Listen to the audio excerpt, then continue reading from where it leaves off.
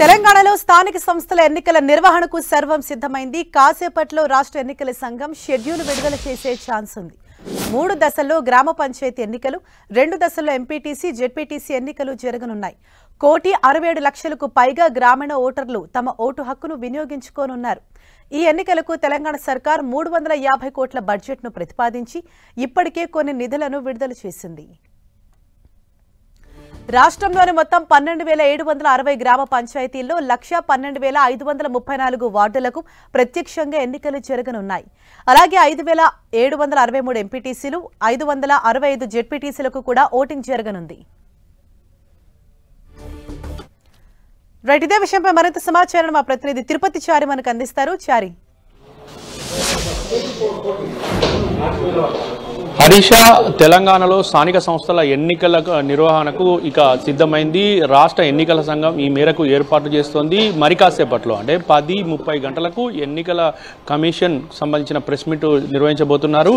దీంట్లో ఎన్నికలకు సంబంధించిన షెడ్యూల్ విడుదల చేసే అవకాశం ఉంది. మొత్తానికైతే తెలంగాణలో ఇప్పటి వరకు ఎన్నికలపైన ఒక ఉత్కంఠ నెలకొనుంది. అయితే ఎన్నికలు జరుగుతాయా లేదా అనే విషయంపైన ఉత్కంఠ నెలకొన్న తరుణంలో దీనికి సంబంధించిన విషయాలను రాష్ట్ర ఎన్నికల కమిషన్ స్పష్టం చేయబోతోంది.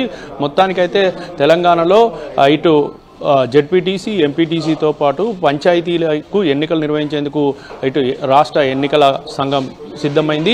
ఒకవైపు దీనికి సంబంధించిన ఏర్పాట్లు చేస్తోంది. ఇప్పటికే ఇటు పోలీసు, అదేవిధంగా రెవెన్యూ, పంచాయతీరాజ్ శాఖ, ఎక్సైజ్ శాఖలతో దీనికి సంబంధించిన విషయాలపైన సమీక్షించారు. వారందరి నుంచి నివేదికలు తెప్పించుకున్నారు. శాంతి భద్రతల నిర్వహణ, పారదర్శకంగా ఎన్నికలు నిర్వహించేందుకు అవసరమైన చర్యలు చేపట్టాలని చెప్పేసి కూడా ఆ అధికారులకు ఆదేశాలు ఇచ్చారు. మొత్తానికైతే ఇప్పుడు మరి కాసేపట్లో 10:30 గంటలకు రాష్ట్ర ఎన్నికల సంఘం కార్యాలయంలో ప్రెస్ మీట్ జరగబోతోంది.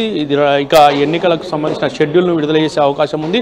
ఒకవైపు బీసీ రిజర్వేషన్ల జీవో పైన ఇటు కోర్టుకు వెళ్లిన తరుణంలో అది విచారణ జరుగుతుంది. ఈ క్రమంలోనే ఎన్నికల షెడ్యూల్ విడుదలవుతుంది.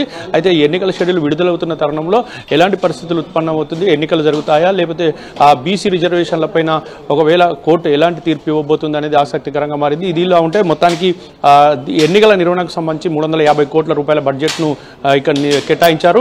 ఇందులో ఇప్పటికే 3,08,00,000 రూపాయలను విడుదల చేశారు. మరొక వైపు 1,67,00,000 మంది ఓటర్లు, గ్రామీణ ఓటర్లు ఉన్నారు. వీరందరూ కూడా తమ ఓటు హక్కు ఈ పంచాయతీ, ఎంపీటీసీ, జెడ్పీటీసీ ఎన్నికల్లో వినియోగించుకోబోతున్నారు. అయితే జెడ్పీటీసీ, ఎంపీటీసీలకు సంబంధించి 2 దశల్లో ఎన్నికలు జరగబోతున్నాయి.